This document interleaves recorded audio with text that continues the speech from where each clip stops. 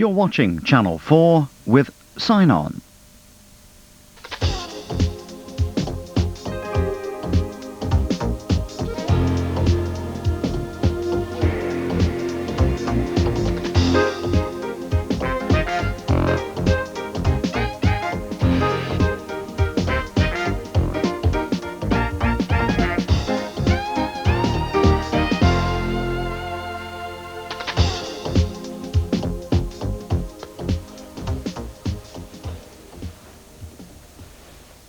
Hello, welcome to Newswatch. In today's programme we'll be looking at educational issues, including some cases of learning the hard way. In the last few weeks we've seen a number of unusual changes of role, and even role reversals. For example, who would have thought we'd see a Tory MP haranguing a Lord of the Realm in the street, in full view of the TV cameras?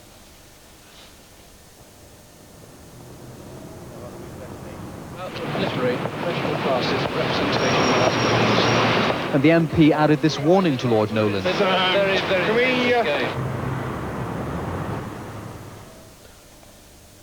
Who'd have thought we'd see David Blunkett, Labour's Shadow Education Secretary, harassed by school teachers whose conference he was addressing?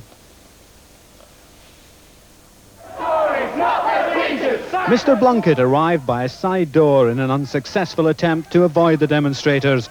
He was soon surrounded and union officials sought refuge in a nearby office. It's rare for a Labour politician to meet any hostility at an NUT conference.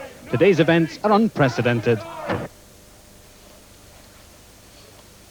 And who'd have thought the Minister of State at the Department of Education would have to be taught how to spell his name by a deaf schoolboy?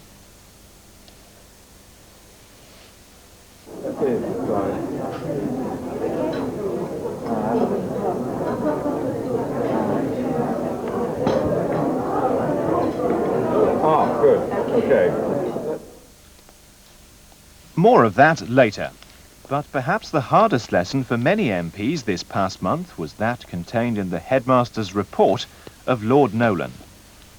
The Nolan Committee was set up last year after the public scandal over members of Parliament accepting money in return for asking questions in the House of Commons. Its remit was to examine the behaviour of MPs and others in public life, and to recommend what should be done to regulate it.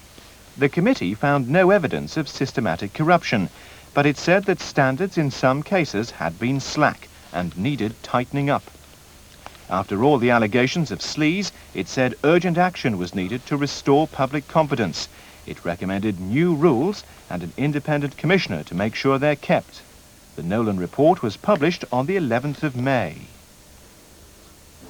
The main talking point tonight around Westminster is of a report which seeks to set out for the first time exactly what MPs can and can't do. They may have been the great and the good, but as they paraded today with their report, Lord Nolan and his colleagues wanted to show they had real teeth, that they had got to grips with the allegations of sleaze and cash for questions, which had led to the committee being set up last autumn. The main recommendations include an independent parliamentary commissioner for standards to oversee new rules on MPs' interests, a ban on MPs working for firms involved in lobbying, and a public appointments commissioner to ensure fair and high-quality appointments to quangos. For the first time in the history of this country, the behaviour of members of Parliament and the behaviour of ministers when making appointments will be subject to independent public scrutiny.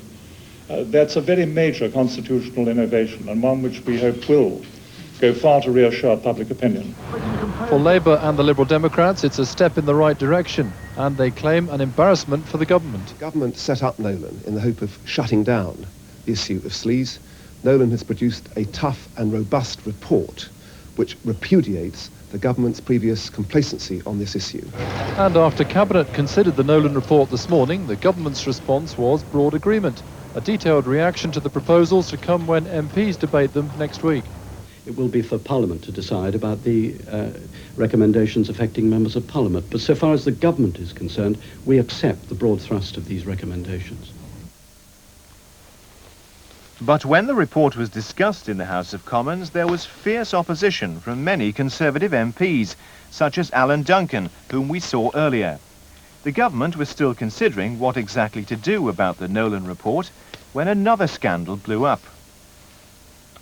The Conservative MP Jerry Wiggin was discovered to have tabled an amendment to a bill in the name of another MP, Sebastian Coe, without even asking his permission. Sir Jerry had a financial interest in the subject of the bill, caravan parks. If he tabled the amendment in his own name, he would have had to declare that interest. On the 22nd of May, Sir Jerry was forced to apologise to the House of Commons. But most people thought he was lucky not to be suspended, like the MPs who took money for asking questions. Sir Jerry Wiggin, on the left, was accompanied by a junior government minister as he left the Commons. But if it looked like all's now forgiven, many Labour and even some Tory MPs feel he got off lightly. Some compare his fate, a public ticking off, with the Cash for Questions MPs who were suspended without pay. So what happened? It seems Madam Speaker, who had an icy meeting with Sir Jerry shortly before formally opening Commons business, was worried that the Privileges Committee would split along party lines if he was sent before them for a caning. So Labour's front bench made known they wouldn't make an issue of Sir Jerry if she made a public statement about MPs cleaning up their own act. In other words, backing the Nolan report. So Sir Jerry duly apologised. There was no intention to deceive, but I accept that my actions were open to other interpretations, and I wish to apologise to the House without reservation for any harm this may have done to its reputation. Then Miss Boothroyd made her statement. I trust that this is the last distasteful occasion on which the Speaker is obliged to inquire into the conduct of an honourable member. That was seen as a hint to Mr Major, who within hours wrote to Tony Blair saying of the controversial new committee he's setting up, its objective will be to consider on behalf of the House of Commons the Nolan recommendations and how they might be implemented. How, not whether. Labour were delighted. Many MPs say they have to earn money outside Parliament because the salary, £33,189 a year for an ordinary MP, is not enough. But when they themselves are being cast in the role of greedy, naughty schoolchildren, it becomes harder to demand the obedience of others, such as school teachers, when the government imposes pay restraints. All three of the main teaching unions in England and Wales have voted in favour of taking some kind of action to protest about the size of classes. But this issue is linked to pay, as the debate at the National Union of Teachers conference in April showed. It was a passionate debate which brought into sharp focus the deep divide within the union. What's angered the conference is the government's refusal to fund the teachers' pay rise. Some local authorities say they'll now have to sack teachers and increase class sizes.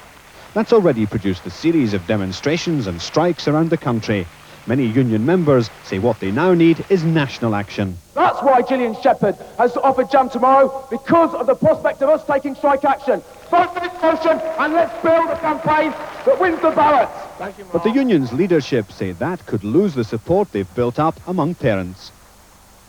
How are you going to explain to parents in those areas where there are no cuts why you are taking action?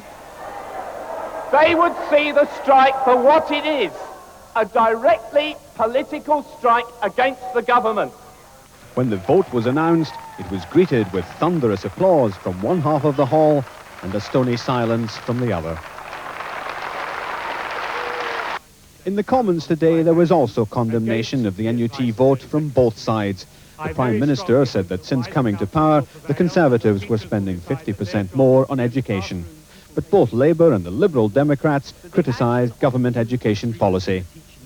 According to figures quoted today by the Conservative Party chairman, the pupil-teacher ratio has improved.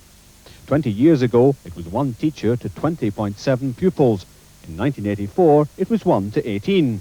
In 1990, it was 1 to just under 17. But last year, it was up to 18.1. But these figures don't actually reflect what happens in the classrooms, since they include people like school heads who don't necessarily teach. In primary schools at present, more than 1 million children are being taught in classes of more than 30. teachers themselves are not unanimous, as that report showed. Some had attacked Labour spokesman David Blunkett over his plans to close failing schools and sack teachers. But when the Conservative vote collapsed in last month's local government elections, the schools issue was cited as one of the biggest factors. If the education of all children is under threat, what about deaf children, whose special needs are understood by so few? In part 2, we look at the attempts of the National Deaf Children's Society to increase awareness, in particular among those finger-spelling MPs. Join us after the break.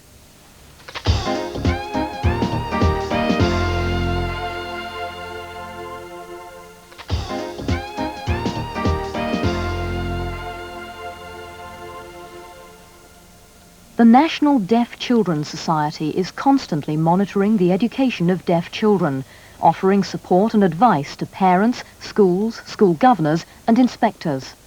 In recent months it has produced a book, The Inspection of Schools with Deaf Pupils, and a pocket guide for governors.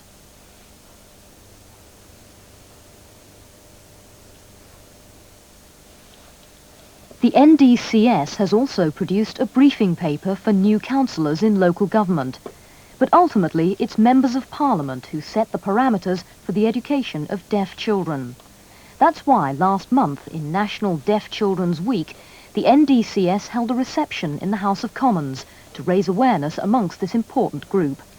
Over 50 MPs attended, along with a host of other celebrities. That was in a series. The last series I did was called Brighton Bells. And Brighton Bells? Brighton Bells.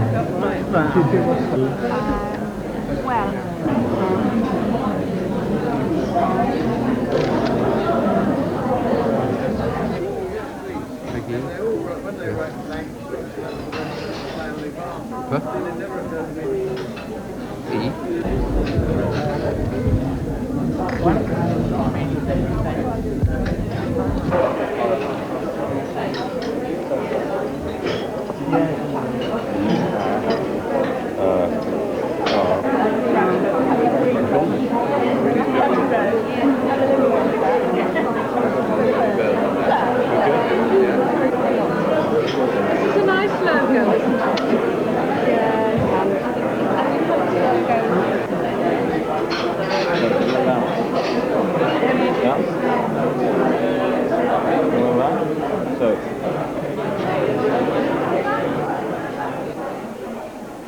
It was all right. I taught them to sign and they learned by trying to follow my signing. Like A, B, C. They do it slowly until they understand. It was all right. Well, what I learned from a young man was how to introduce myself and then how to spell my name. I felt a bit nervous when the first woman came along and started finger spelling. I was gobsmacked. I just couldn't believe it. But by the second time, it was okay.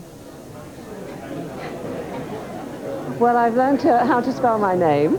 I can spell Liz Lynn, and I can spell the fact that I'm Social Security and Disability spokesperson. I had a bit of difficulty with the spokesperson, but I can manage to get Social Security and Disability and my name, so I managed to get a certificate for it.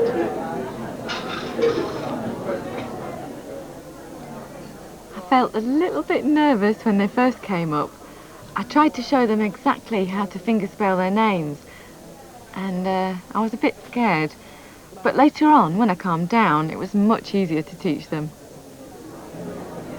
I've learned how to spell my name, which is and I even have a certificate to show for it. They're not very good at learning to sign. They're a bit slow. They should learn more. They should practice more. The first time, I asked them, "What's your name?"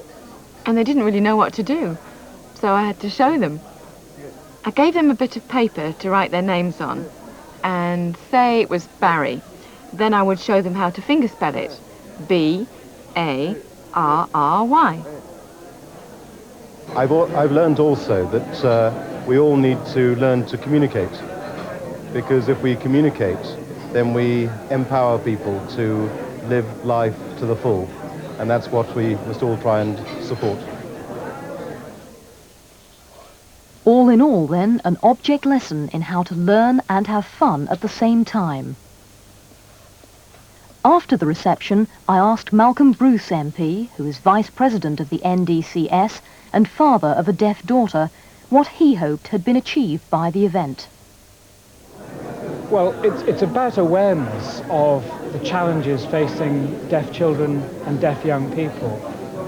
I think many MPs are really grateful to be told of the difficulties of communication, difficulties of education, difficulties of employment. That, if you like, is the negative side.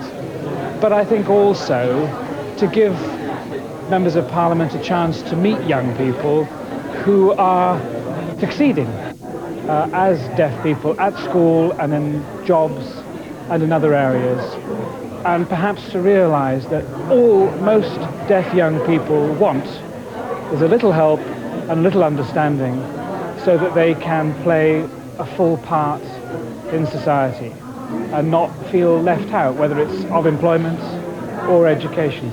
Anything that increases understanding about that seems to be well worth doing.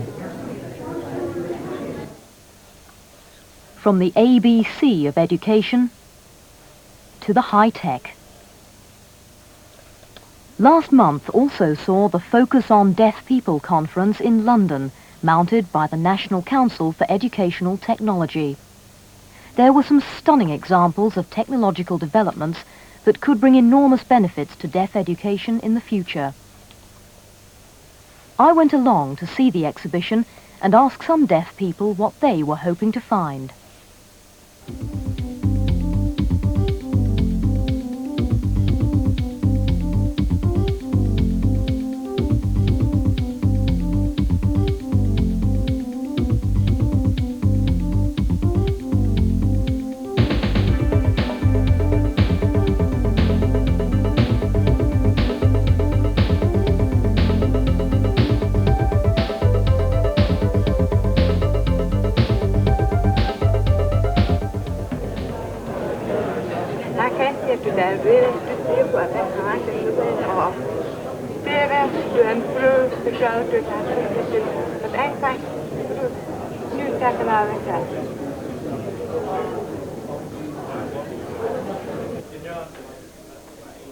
Really, I'm learning what is already out there for people to buy. The software, and with all the computers, I'm learning new signs here. This is certainly a new sign to me, the sign for computer. And also trying to find out who the target group is. I work at the City Lit, and there are a lot of students there who have Usher syndrome, are deaf-blind, or partially sighted. They have a problem seeing the screen, so we're trying to find some sort of software that would be suitable for them here.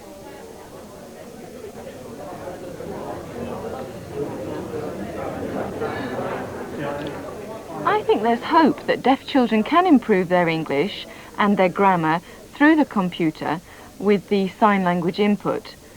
So I think there's great hope for the future for deaf children in education, yes.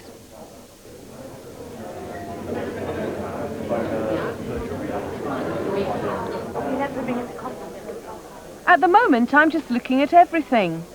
I don't know much about computers. I'm really sort of quite computer illiterate. But I mean, wow, there's been such a lot of things to see with this multimedia, and I'm learning a lot. It's interesting.